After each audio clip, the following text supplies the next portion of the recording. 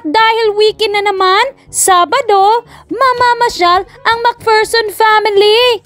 So pupunta nga pala kami sa Hamilton. Pupunta kami sa Cherry Blossom Festival. So medyo maulan-ulan pala dito sa New Zealand at walang araw. Pero go pa rin kasi nakabili na kami ng ticket at hindi na siya pwedeng i-refund.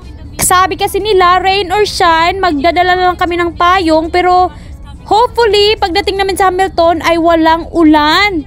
So ang Hamilton nga pala ay isa sa pinakamalaking city dito sa New Zealand, located sa Waikato region kung saan kami naka-base dito sa North Island. So isang oras lang naman ang biyahe. So madadaan nga pala namin ang Morrinsville.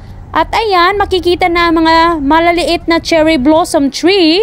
So, andito na pala kami. Pero yung parking lot is malayo-layo. Kailangan namin ditong pumunta at sasakay kami ng bus para makapunta sa Cherry Blossom Festival. So, sobrang putik nga pala sa parking lot. At alam nyo naman kasi, basang-basa, medyo maulan. Kaya hindi talaga makaiwas sa putik. So, ito naglakad nga pala kami papunta sa entrance at nawala pa kami. Nagpunta kami sa ibang lugar. So, andito lang pala yung entrance. So, ayan, binigyan nga pala kami ng map. Pagkapasok namin, ito yung bumungad, isang malaking cherry blossom tree.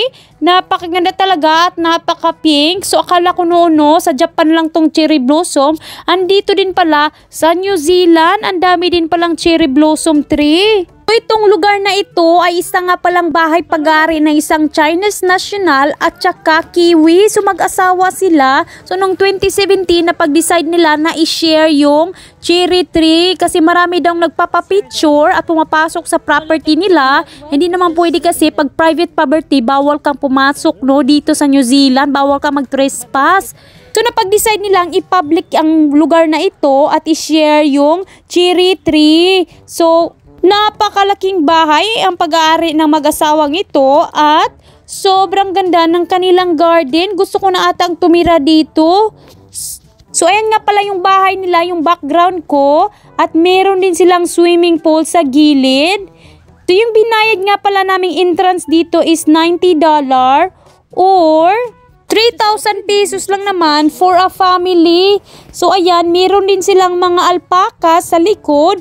Kaya lang, medyo hindi pwedeng hawakan yung alpacas kasi maputik sila, ang dumi-dumi. So, ayan yung bahay nila. Imagine kung nakatira ka dito, napaka-peaceful siguro ng buhay mo. Tinitingnan mo lang yung napakagandang paligid at saka meron din silang fish pond. Ang dami pang isda, yung goldfish. Nag-ikot-ikot kami at kailangan naming makita kung ano pang dapat naming makita. Meron din silang nagagandahang mga bulaklak at nakita ko pa ang nag-iisang tulip. So, nagpa-picture nga pala kami dito sa isang napakagandang malaking cherry blossom tree. Meron din pala silang street performers. Yung lalaki, napakatangkad niya. Hindi ko alam kung anong nilagay sa paa.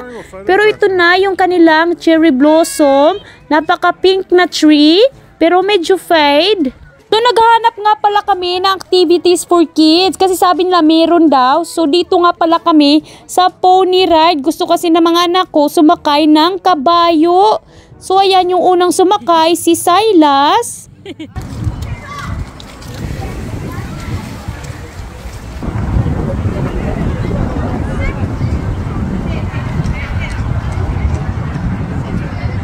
Ayun, medyo ayaw pang magpasakay yung kabayo at gusto niyang bumaba ata si Silas. So, ang sumunod nga pala kay Silas ay si Ariana naman. So, ayan, nag-enjoy talaga sila at pagkatapos ni Ariana, si Georgia naman ang sumakay sa kabayo. So, pony ride today. So, $10 lang naman yung binayad namin each. Mga 300 pesos. So, ang team nga pala ng NC ng Cherry Blossom Festival ay multicultural. So, nakakita ako ng sumasayaw ng Filipino dance. Ang daming mga Pilipinong pumunta dito sa Cherry Blossom Festival. So, ayan, tingnan nyo, sobrang putik talaga. Yung mga apaan namin is covered na ng putik at dumi. So, nagpunta kami dito sa kabilang side ng cherry tree kasi dami ding mga pwedeng magpa-picture-picture at mag-model-model.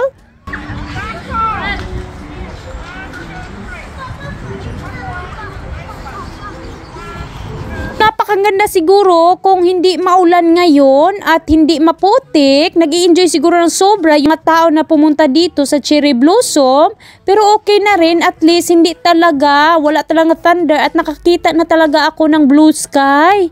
So ito, napasok na tayo dito sa napakagandang cherry blossom tree at nakalinya talaga siya ng bonggang-bongga.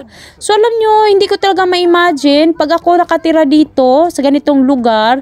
Siguro feel ko mas peaceful ang buhay at maganda talaga yung kanyang pamumuhay. So napakalaki talaga ng real estate property ng may-ari nito. Siguro meron silang mga horses dito or hindi ko alam, baka alpaka or mga baka. Sabi ko talaga sa asawa ko, pag bumili ulit kami ng bahay, mag-upgrade kami. Gusto ko talaga na may space, may konting lupa para naman makapag-alaga kami ng mga hayop.